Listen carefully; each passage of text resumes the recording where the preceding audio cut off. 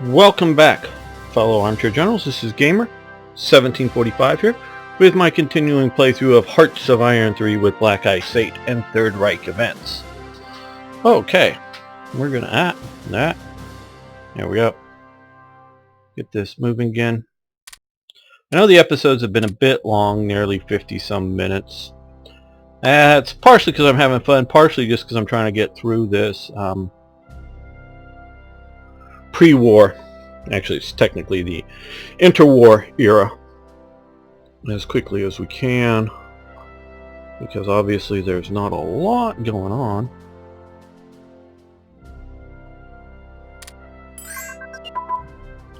And as soon as I click going faster, everything starts popping up.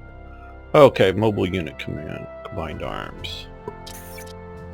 Those combined arms elements are very important. But we pushed far enough ahead with that. Let's see, let's go with morale for artillery units. And New Zealand offering that we give them money for a little bit of fuel. It's so little, I think we can afford that. Yeah. Still want to build up my reserves.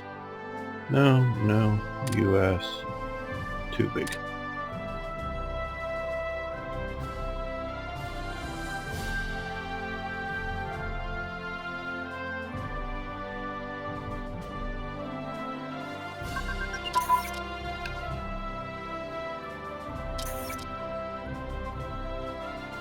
That would be here, I believe.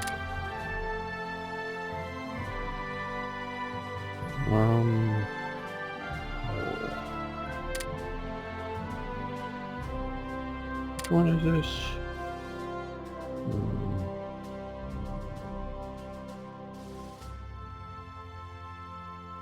Escorts.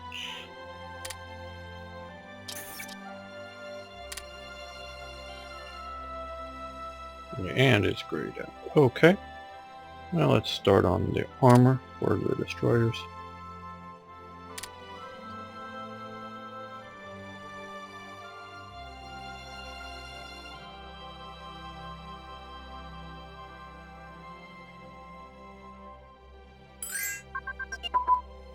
And our defensiveness has improved. Well, yeah, here. Stop that.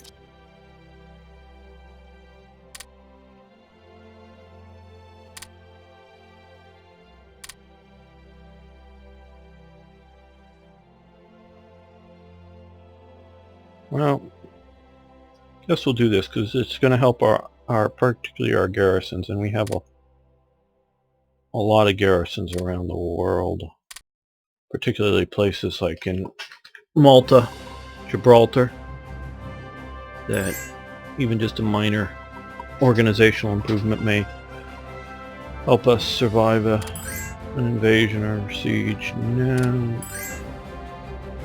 A lot of these popping up. Mining for fuel.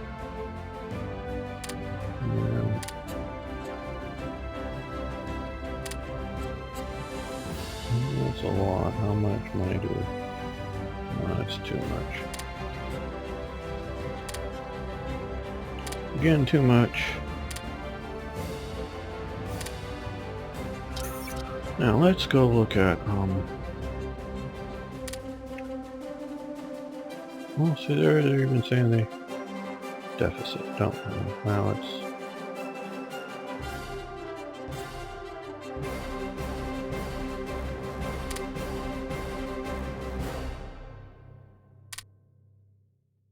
we need to buy one fuel.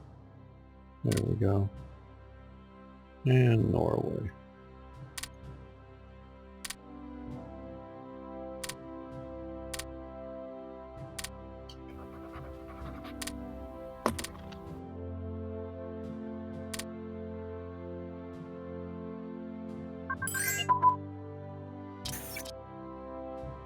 You see, the AI is moving in so that they can surround, or at least some units to surround this militia unit and then attack it. My god.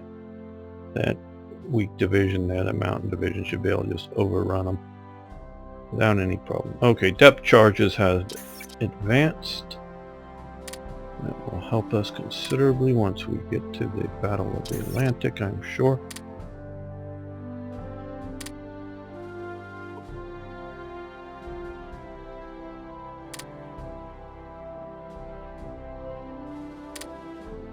Well, you know, we'll do that. That's one I'm just not used to seeing because I'm always playing as Germany, so I'm not used to seeing the little German flag pop up. Okay, give them no.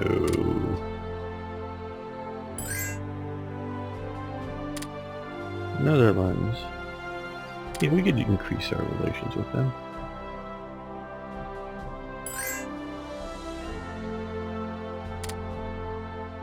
Uruguay, don't care enough about you.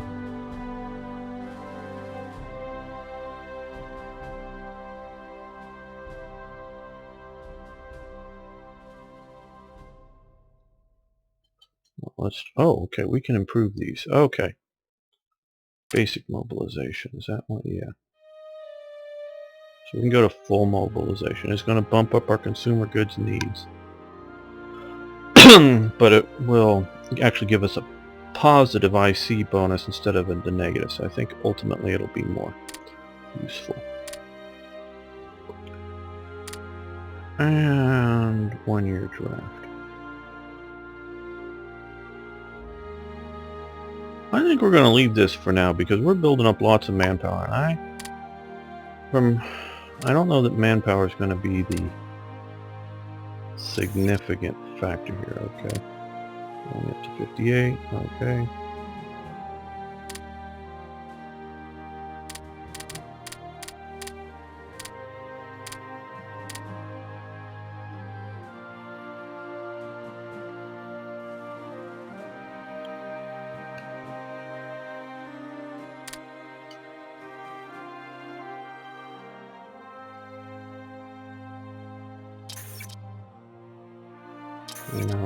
We had a couple of destroyers. Let's stop that for a moment. Okay.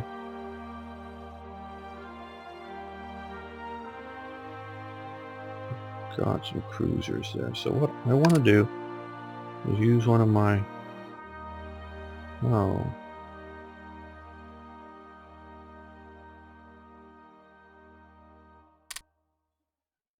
Okay. We can build light cruisers and destroyers, but we can't build motor torpedo boats or torpedo boats. Oh good, we've also lost that effect. Now, what technology do we need to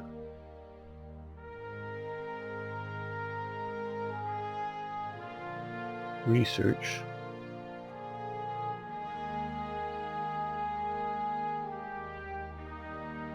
Here, okay. Yeah, because I saw that this is a change, of course, from our earlier versions. Did they pull out the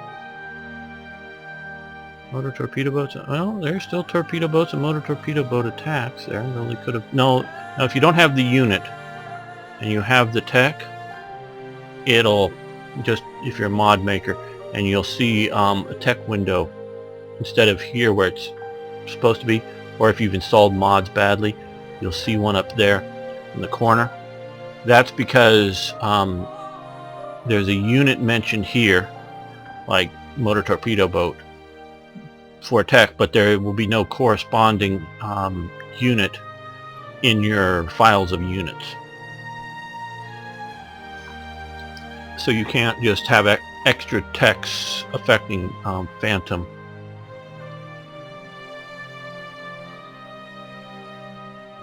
Units. So maybe with that will get us the... Once we go up another level, will get us the smaller vessels. Motor torpedo boats and torpedo boats. Sort of surprised Britain didn't start with those. because they had that stuff in World War I. Now I'll agree that Britain was still very much more focusing on big heavy capital ships, but they had that. And we need to... oh, now we've jumped way up to there. I knew it was coming, but notice we're in the 90s here.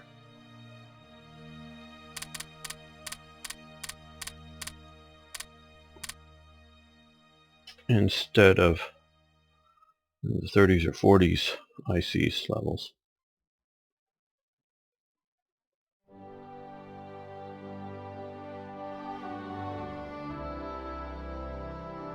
What I want to do is start producing some motor torpedo boats to help the light boat production classes out.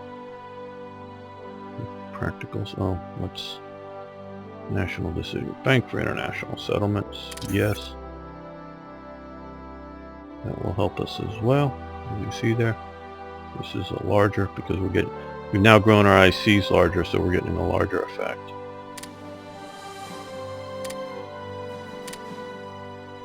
Oh, and let's see.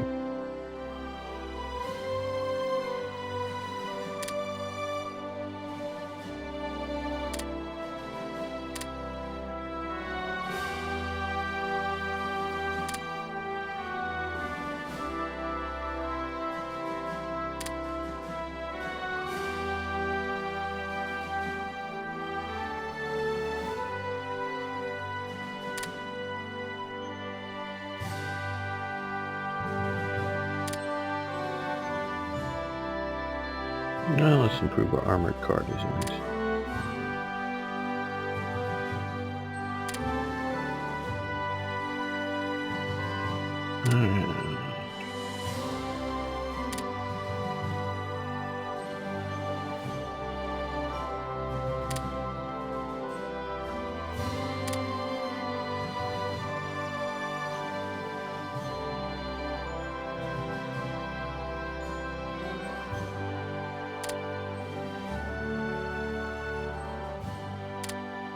Though I'm also sort of conscious we're likely to lose some of this bonus because we may fall back down to low popularity.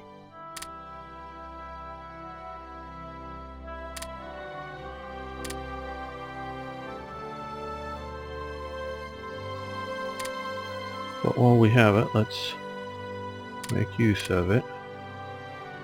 Looking for battle cruisers.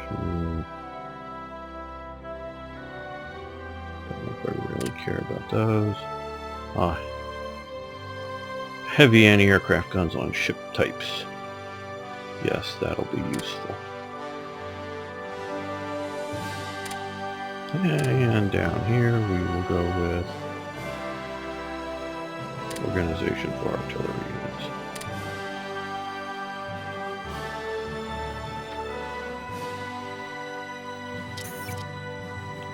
Okay, the first armored condition, King.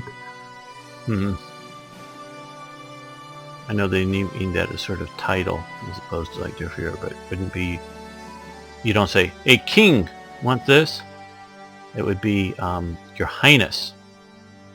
No, sorry, scratch that. It's Your Majesty. I'm an American. God, this isn't first nature to me. It's Your Majesty. And I will have to deal with that when I. So I don't know if you guys want to weigh in on this. Whether it's for Third Reich events or for something like this. Are you playing as Hitler? Are you playing as some sort of intermediate, sort of a prime minister-like guy, meaning you still sort of have Hitler making certain demands on overall objectives like you sometimes see in Third Reich events where the Fuhrer is demanding that something be built, so obviously you're not the Fuhrer and you don't have, because I just know the players. You want to build this artificial lake? No, I'd rather build tanks. Of course, as a gameplay aspect, you're going to want to choose tanks always. Now, sometimes I give you the choice of build the artificial lake, or we'll give you a 0.5% increase in dissent. You can choose, and it's not just, it sort of represents not just the one like artificial lake for boating and swimming on.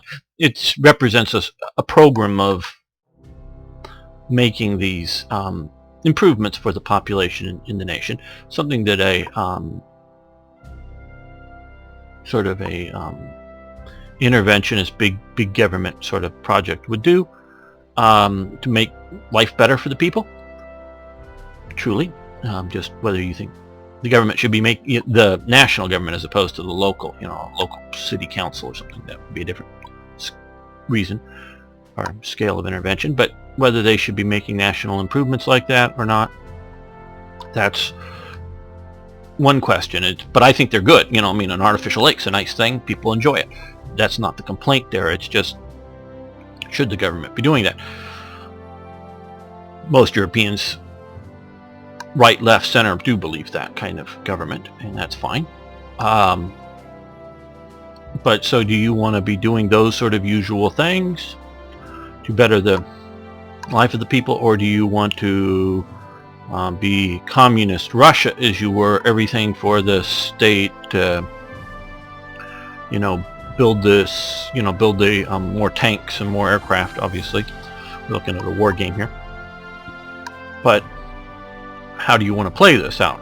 Sometimes with TRE, I've given you the choice between a negative effect, or maybe a cost and a positive, or maybe even no positive effect, but just a cost, just to represent what they were doing historically. So I'm not going to give up doing the historical stuff for my mods like that. I mean, if I come across a lot of environmental improvements for Britain, I will include them.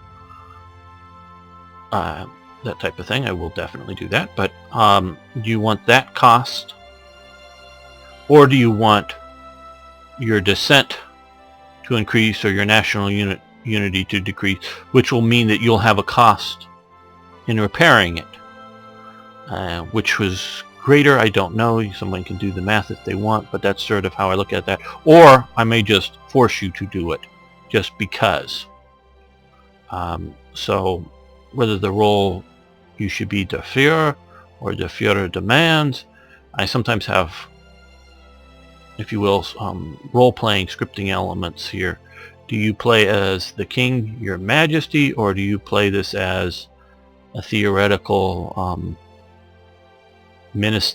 prime minister type guy?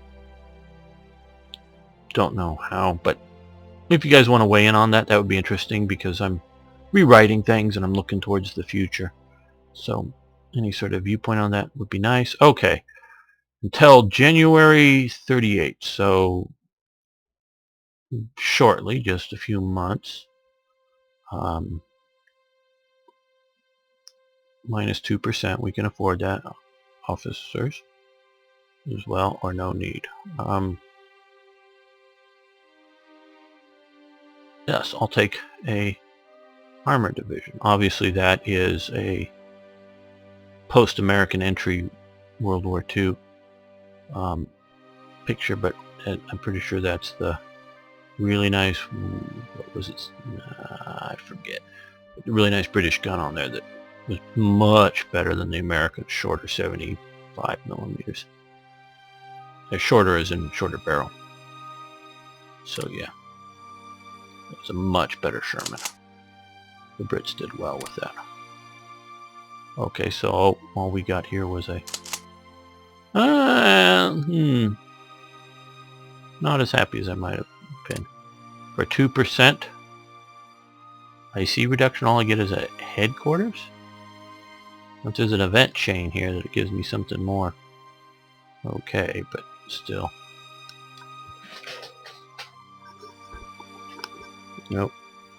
Let's see, we have more possible research. Oh, there we go. And back to where are you?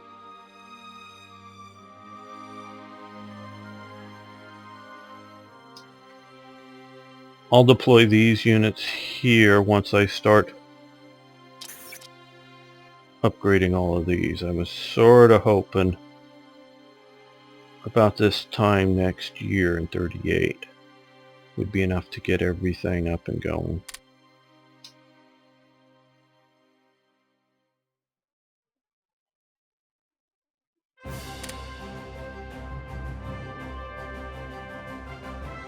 No, that's too low. Let's just move it to 5 at the moment.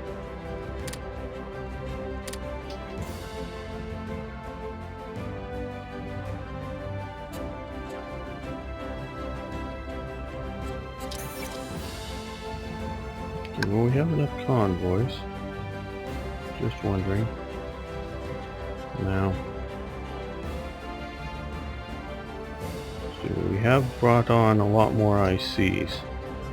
Partially by building, but partially by changing the laws. So we're now significantly into the negative there. And even if I could trade for that, which I very well may trade for some of that here shortly,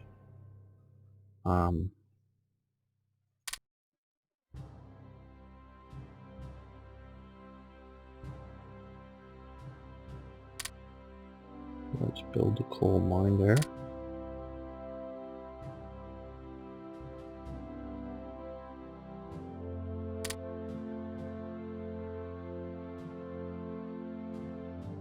Newcastle, let's build another coal mine there. That should do well. Coal. That won't be enough, I'm not saying that, just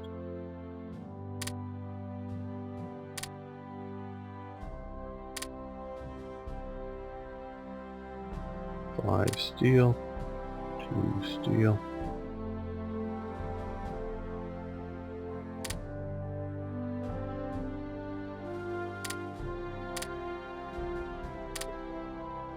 Looking for the biggest impacts here. I know them much better for Germany, and yeah, of course I know of Sheffield Steel, but I'm just looking to see which is, that would be better for steel. Okay.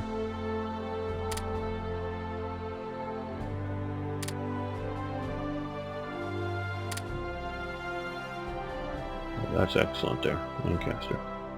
Okay.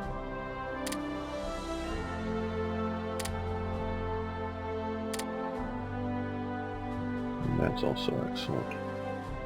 That's very good for coal too.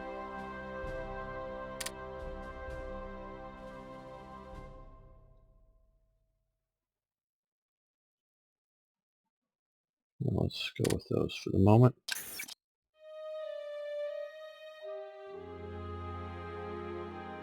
Now the steel factories are a bit more expensive, but they're still fairly quick to build. Let's put those in to production. And like I said, I'll see whether I start building or start purchasing some of that. But what I want to do is,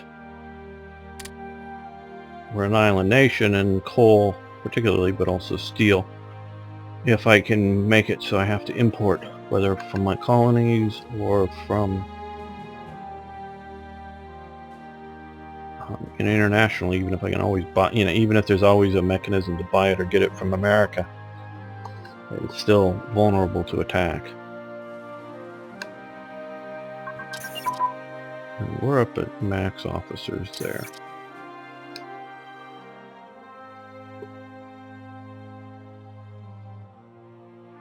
Let's reduce this down considerably. And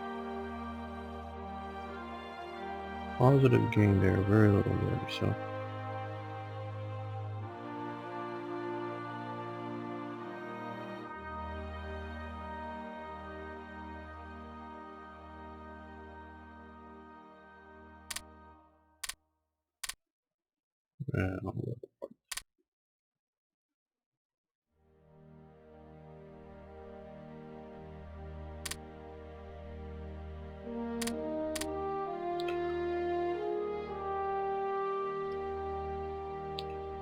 that will boost spies. Let's see.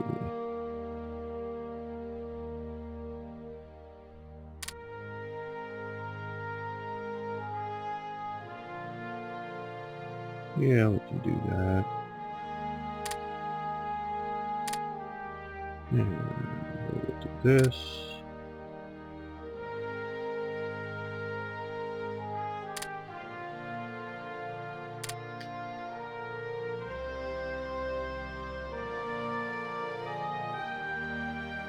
Okay, the crew trainings are all looking good for the moment. Surface detection, well, yeah, we'll go with that. But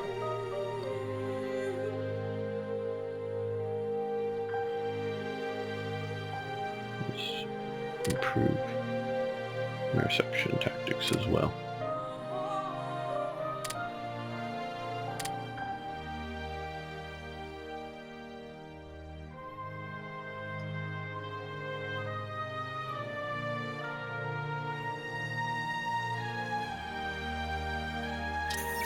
Yeah. I know I don't want to be doing this kind of stuff because I would rather be getting more armaments ready, but with the changes in Black Ice, it's sort of designed to do this. I don't know the details of all of their thinking, but they did go in and reduce a bunch of the levels of production for things like coal and steel because they did increase them during the war. And they had been, because there is, not other than changing of laws that change how much resources you get or something, which does mean going from, say, 1 shift a day to 2 shifts a day or something in a steel factory or whatever, does mean that type of change, but it's sort of calculated in at some war level functionality where this is much more realistic. And I think you've seen the some of the changes that have been made for Hearts of Iron 4 along similar lines.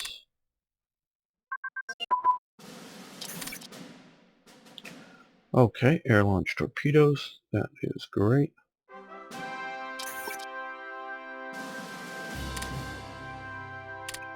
We'll stop that, and okay, we're not going to do the 38 yet, but that will allow us to do that when we feel it's time. Right now we're sort of ignoring that, but let's go up and do gun positions.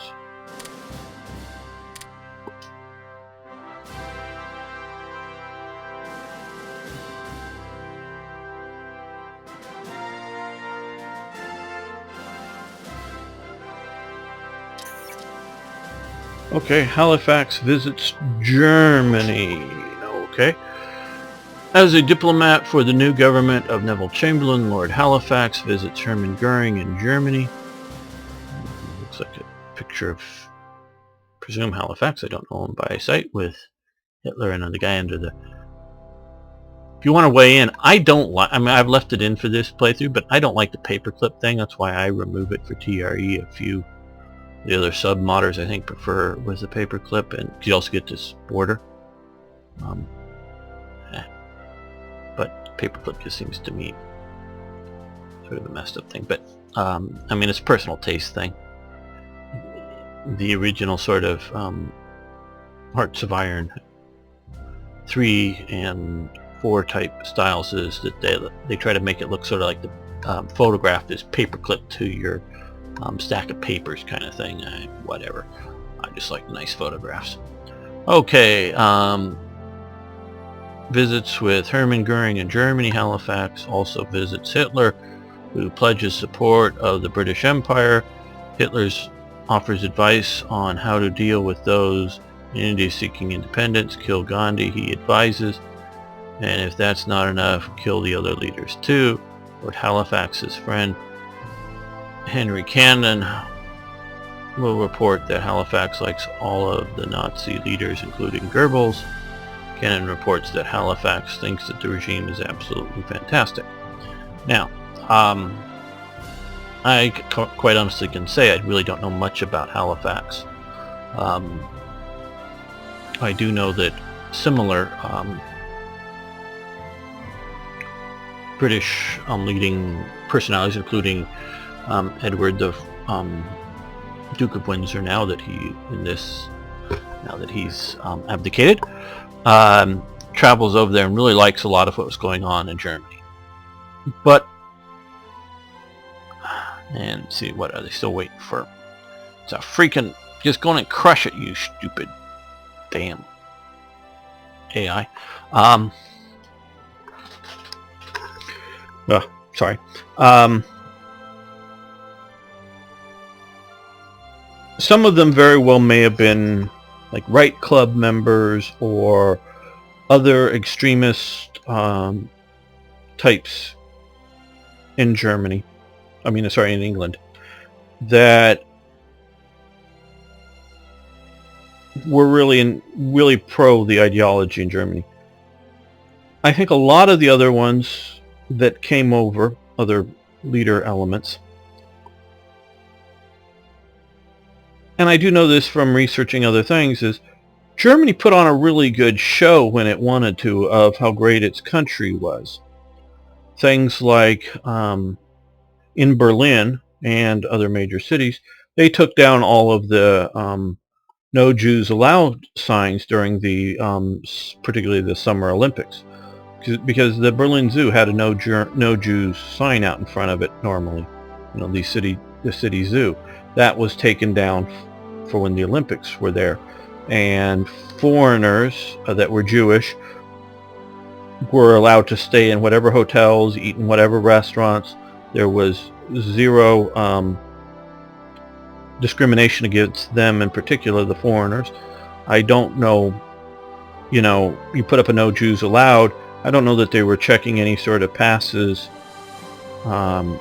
or other identity cards, and I don't know if in 36 or 38 that just how Jewish a standard identity card would state you were at the time in Germany. I just don't know that, quite honestly. So whether they were, your average person coming to buy tickets to the Berlin Zoo, if you weren't dressing in a particularly Jewish manner, like your Orthodox Jews or whatever, so you weren't looking Jewish, were they checking everybody's ID going into the zoo? I don't think so. I think it was just more of, if we find out you're Jewish, we're going to throw you out, and you were warned by the sign, kind of thing. So when these other diplomats come over, they didn't necessarily take down all those signs. Because they were coming over all the time. I'm not talking about the, constant staff, but these fairly high government leaders. They were coming in, and they were being shown all the positive aspects of Germany. Everything was being cleaned up, because there were a lot, up until the National Socialist regime, there were a lot of slums in some of the major cities, that they were still 19th century cities with 19th century plumbing, meaning basically none.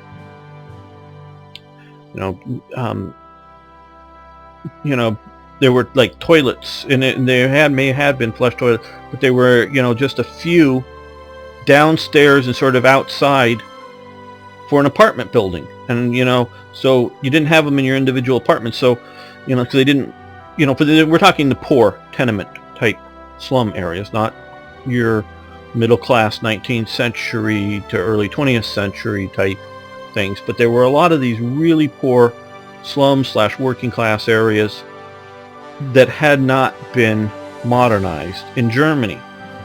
The National Socialist regime really went in there and lowered the occupancy rate, because they also had very high occupancy rate because various economic crisis, people were trying to save on rent, so they lowered the occupancy rate, they cleaned up the slums. And so they really did, the National Socialists really did a lot of improvements. And again, like I said in my previous series, if you were the right type of person, means not Jewish, not a communist, not a socialist, somebody willing to go along with the new regime, if you were that right type of person, life in National Socialist Germany pre-war got a lot better for you and was pretty good. Now, of course, if you weren't the right type of person, it got rough for you. This is not a, because I got to say this stuff because many who watching this may not have watched my previous series that deal heavily with Germany and their problems, but things were getting better. So I think a lot of these people were coming over, seeing the social improvements, were seeing generally positive things, so that what they saw, they liked, because there was still a lot of, if you look at some of the movies made in this period and some of the documentaries about this period, there were still lots of Britons living in a level of poverty that we would find unacceptable today. In a similar situation of not having plumbing, not having electricity in your homes, things like that. Now, there were also that in the U.S., especially like just happened to show up in the South, the Black South was that way as well. So that there was still a lot of that going on. So when a person from Britain knows that things aren't always nice in Britain, comes and sees the nice things in Germany, that's what I think mostly, again, I don't know about Halifax, but what I think mostly thinks that they're seeing fantastic and changes and improvement in society. That's what they're seeing. Again, I'm not defending Halifax. I don't know him, and before I start to look at him as a minister, I will go and read his Wikipedia page at minimum. To, it's sort of the minimum amount of minimum. I sometimes do much more research, but minimum amount of research before I do the unique traits for them here. So I do that type of research to know what's going on. So I think that there was, within the elites in Britain particularly, liking elements of the National Socialist regime, but they weren't necessarily seeing the negative ones. Okay, well, let's see. Uprising. Triggered by that. Is that because they... Oh, it's going to take me forever. Let's just... That because of the comment that they should just kill some of the leaders.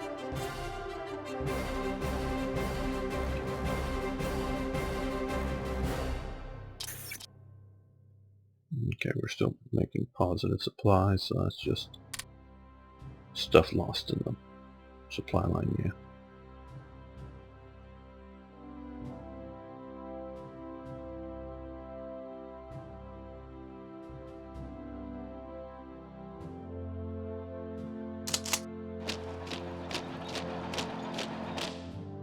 CAI, you don't have to surround them and create a front all the way around them before attacking a dam. Oh my god.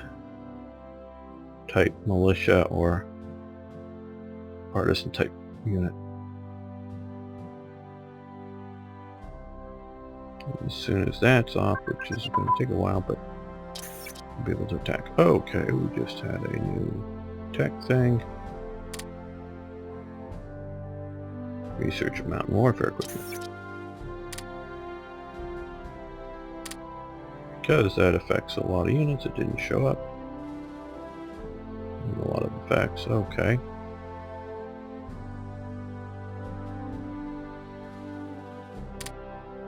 Now we're already researching there.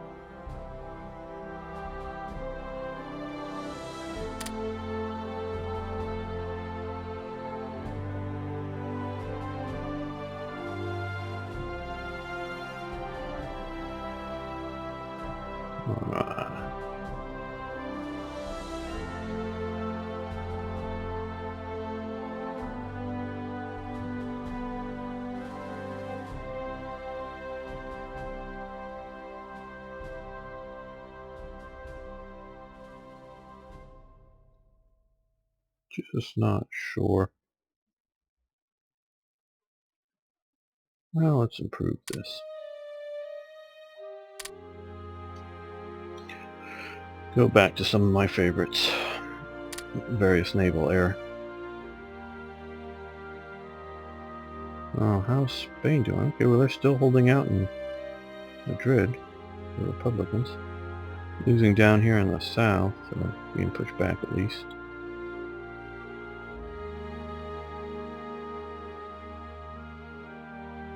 Well, they can just hold on long enough, I think events will allow them to win. Vendôme is still stuck there, I presume. Yeah, I presume that's Vendôme. That's why the Republicans are losing, because if they had Vendôme here, they'd be able to do it. See? We won. Just gotta go back in and reoccupy.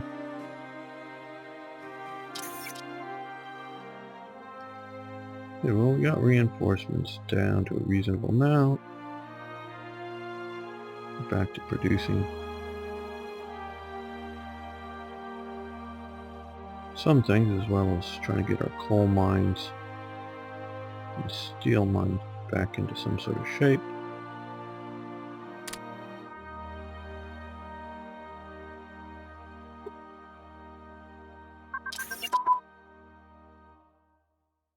Okay. Core HQs have advanced, and because we've now progressed far enough, it's not longer do it. Let's do battle commander recognition. That will help us out. Okay, RAF command expansion. King, we should consider expanding commands of the Royal Air Force. We're recommending forming number 17 group. Okay, it's obviously a bomber. I believe that's a 4-engine Wellington. Not up on my British aircraft as well as I would like to be. I think the nose art is inappropriate. Definitely, I think it's inappropriate for the peacetime. And at least from my views, because I was looking for some nose art, the British didn't do very much nose art. I know the Black Ice people, they picked a really nice picture of the bomber. I'm not blaming them, or this is not a criticism of them. Sometimes I do criticize them, but this isn't them. I'm just looking at the I mean, it's a nice picture, but so I was looking for, so I may use some alternative images for the series. I was looking for some sort of sexy British nose art. And I found very, very little. Lots and lots of American from the period, but very, very little. Okay. Yes, let's form this. We'll take that. Didn't look like it cost us anything, obviously. We will need to, well, there. Is that it? Yeah.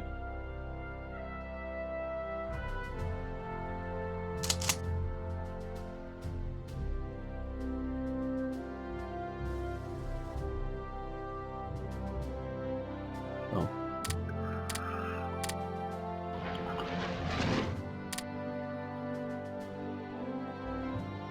Organization strength. So basically, is this the right one? I think was it number 30th? Boy, I don't remember. I just clicked on it. Okay. I don't see any unorganized units there. Okay.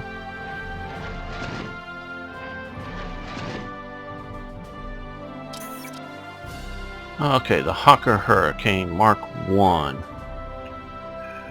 The maiden flight of the first production craft powered by a Merlin II engine took place on 12 October 1937. The first 4 aircraft to enter service with the RAF joined number 111 Squadron RAF at RAF Northolt the following December. By the outbreak of the Second World War, nearly 500 Hurricanes had been produced and equipped 18 squadrons. Okay, the Hurricane.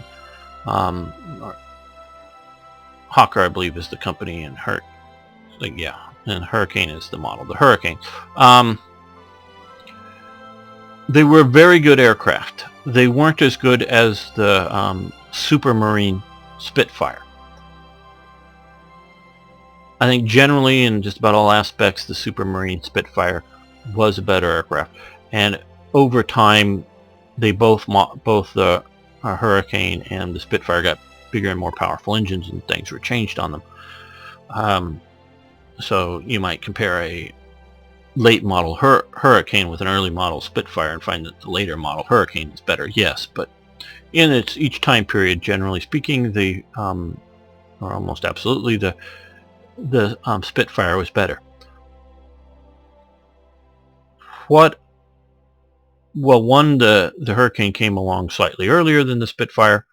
Two, the Hurricane was still a fabric-covered fighter, I think, with a wooden frame. I know the Mosquito had a wooden frame. I don't know that the Hurricane entirely had a wooden frame, but I'm trying to think. Am I right about the fabric-covered? Pretty sure it's a fabric-covered fighter. Man, sort of blanking on this. Sorry about that, guys. But I'm pretty sure it was cheaper to build, and for the Battle of Britain, it was the main fighter aircraft. Partially because, as they say, 500 had already been produced. It was much larger in production numbers, so it was produced more. The Spitfire was the new shiny object, and they were definitely more expensive to build. But I'm pretty sure it was. Okay, so we get some tech gain. Pretty sure it was a fabric-covered fighter. Just looking at that, and it looks like it's some metal there, but I also think there's fabric and whatever. Of course, you can go look it up, and I probably should have, but didn't know the event was coming.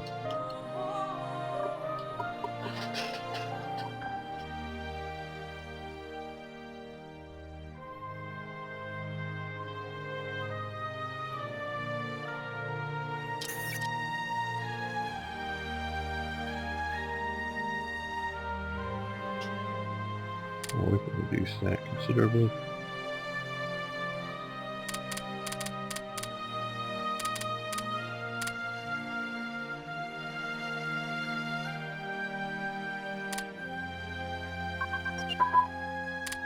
And African Army recruitment advances. Now let's see what get this event. Okay.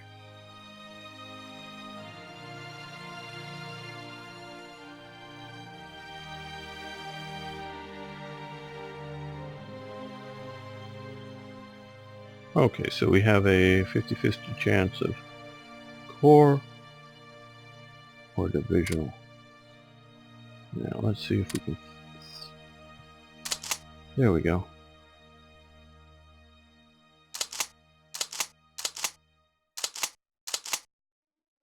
That was from the earlier event. That's from this. So don't know if these are supposed to be part of the Royal African Rifles, or if that's going to be something else.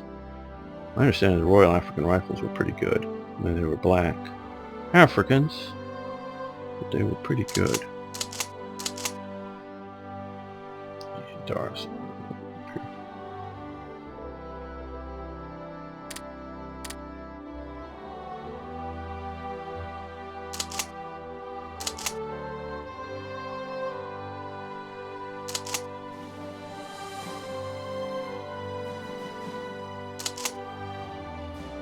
Well, with these units here,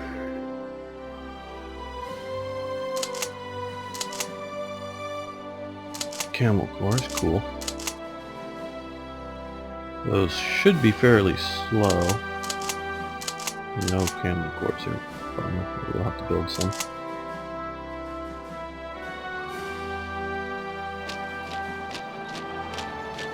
Don't have or we don't have Tanganyika installed, so it doesn't have all of the improvements. But let's see now. Okay, yeah, they're fairly slow, but that unit is mostly slowed up by its militia.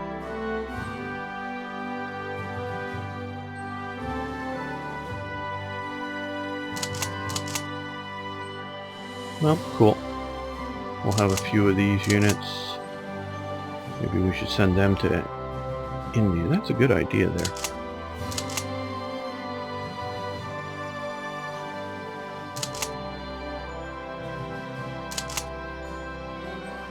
Let's send this. Now I set my small transport unit here. Now here we do have some significant resources. Oil obviously here. Rare materials there. Though it's nothing we can hold against the British, so I don't even know whether I should leave these garrison forces. Obviously they're really small. And whether they would really help in the defense of Malaya and Singapore. But I'm moving the Far East Command to Singapore.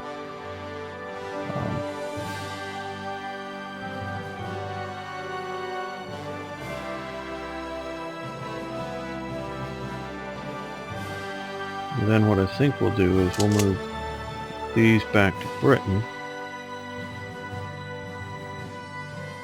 Okay, move you to a port. Move to the port.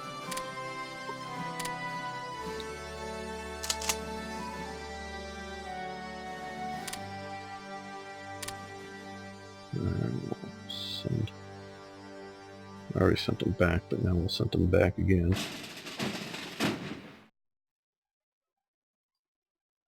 Pick up those two, and we'll use those African units to help police India. That sounds like a better plan, so we can keep these guys in Britain to defend against any invasions by any mean, evil people.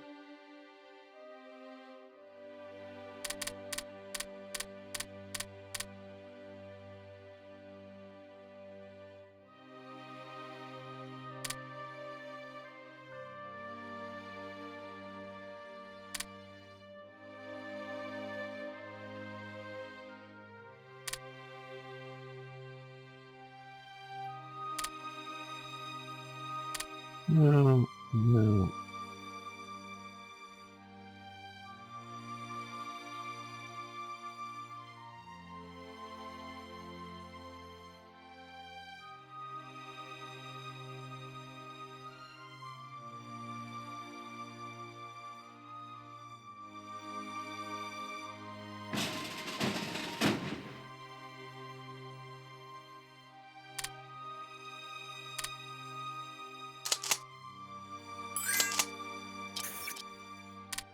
Mexico, no. And we have another decision.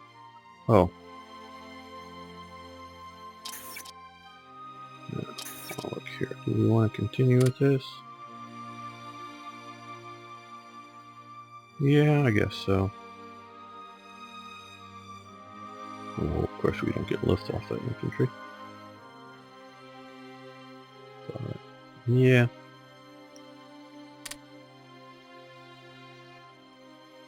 And yes, we want to do a party rally, a conservative party rally.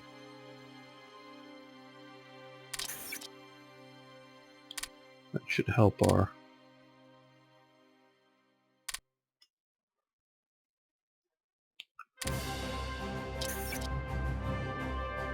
popularity. The Nordic League.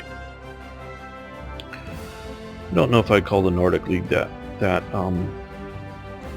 nationalistic. I think it was more of a fascistic type BFU, or maybe even more of a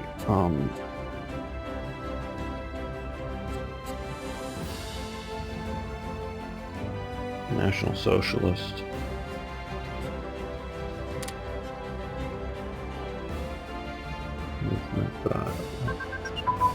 Okay, medium armored designs. Well, that's certainly great improvement,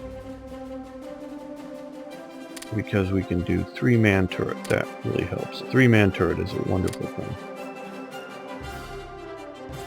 Since we're on the topic there, and I know, look, I know most of you guys are World War II nuts just like myself, but I'm hoping that these series, as it goes on through the course of time and more people watch it, it'll get more and more visibility with YouTube. So I'm hoping it brings in fresh people to the great subject of World War II. France, Poland, Czechoslovakia, they had, generally speaking, one or two man, and even at this time, up in even the T-34, the early models of the T-34, had, most of those countries had two-man turrets, meaning a sort of it varied a little bit from country to country. Sometimes it was a gunner slash commander guy and a loader, or sometimes it was sort of a loader with a gunner, or a commander loader. The French mostly had one-man turrets, so it was the commander and the gunner and the loader all in one guy. And you might be able to see the problem with it, because if you can watch my War Thunder videos and see, you know, how the teamwork really helps, is that you can be getting onto the new target, the gunner can be getting onto the new target while the loader's loading. But if you've got to stop looking for the new target and load the rounds yourself, even if they're small 37mm rounds or something. Now if it's a machine gun tank, that doesn't matter so much. But if it's, you know, any sort of gun tank, if you got to stop everything to load. Now, like the Czech tanks and the Soviet tanks, at least they're sort of medium and larger ones, were generally speaking, I'm not talking about some of their huge wacko behemoth tanks, but we're generally speaking two-man turrets, so that mostly it was set up that the commander was also the gunner, and then you had a guy to load it, to reload the rounds, because they realized you needed to do that fairly quickly. What happens with that is, and now if you have bunches of tanks lined up and moving in formation, it doesn't matter so much. But that is often not the case in actual warfare. You do have groups of tanks, but they're not quite that, you know, war game maneuvers out in the Russian steppes, so that, you know, their companies are moving in sort of Napoleonic formations across the fields. But if you're getting them in smaller groups, what happens is, if the gunner is also the commander, he gets tunnel vision real quick, looking down that, you know, down the sights of the thing. Sometimes they had well, as time went on, more and more they got to better and better optics of, you know, what we think of like a scope type. Early ones were just sort of very primitive stuff in the World War I type tanks, which a lot of nations were still using World War I tanks. France, they had the FT-17 as some of their largest amount of tanks, but even without looking down a scope, you start getting tunnel vision, because you're focusing in on your area, and even once you kill it, the enemy vehicle, you're still sort of looking around there, but you're not looking at what's going on either of the sides, and the driver can't really do that. And if you have a sort of bow machine gunner type guy, who may also be the radio operator if you advance that far with radios and tanks, even he's sort of concentrating ahead, having the but if you break it out and have a three-man turret, having the commander constantly swiveling his head, looking around. And even most, like the German types and the Americans, if you had the button up because there were a lot of enemy rifle bullets firing around, you still had a bunch of vision blocks, so you could keep checking your flanks out and looking around for other tanks, and so or other threats. Could be an anti-tank gun or anti-tank rifle. But by doing that, you kept everything moving around. That is why early war, and of fairly large production numbers, the best, the superior tank was the Panzer III. It didn't have the best armor. It didn't have the best gun. I don't even know if it had the best engine. Road speed performance. It may have early war. But it was the best tank because it had a 3-man turret. And all of the parts worked well on it. Meaning the engine was reliable, the gun worked well, the turret didn't jam, on its own. It all worked well. So it was, the Panzer IV was also out at the time, but it was in very limited numbers. I'm talking for the Battle of France era and the various early stages in Russia. And more switched over to the Panzer IV, of course. But that was the best tank because it allowed everybody to have the proper jobs. It was all balanced very well. I'm sure it ran up against the Matilda that it couldn't knock out effectively in the battle, in the Battle of France, and the Char B. Mostly it was the Char B was had a heavier gun with its 75 millimeter, but it was down in the hull, and the turret gun was very weak, and its armor was much better to the point that mostly the 37 millimeter wouldn't go through it. But once the Germans figured out the radiator looking things on either side of it didn't have any armor and you could just shoot there, and since the Germans could move fast and rapidly and use radios and surround them and knock out the tank, and once you knock out the tank's engine, the tank's a dead duck. So it was the best early war tank, and the British weren't as slow as say the French, with continuing to use one-man turrets in most of their vehicles, but they weren't quite as good as getting to the Germans to it. The Germans, all of their planned warfighting tanks were 3-man turrets. The Panzer I and the Panzer II were thought 100% for the Panzer I, but mostly for the Panzer II, were thought to be training tanks, to train. The Panzer II was maybe thought to continue for some time as a reconnaissance type vehicle, but it was sort of fired from a bit of a clip, so you didn't have to reload each shot. It was just a 20 millimeter gun. So, but they were pressed into service just because the war started early and the Germans didn't have enough tank production. Okay, well, this episode's gone on long enough. Hope you guys, even warhead, World War II nerds like myself, weren't too bored by that last little explanation. So we'll see you next time. Thanks for liking the videos. Do appreciate that. Just thanks for watching as well. And please post your comments. And if you've got corrections on some of my things, please post them. I will appreciate that. See you next time.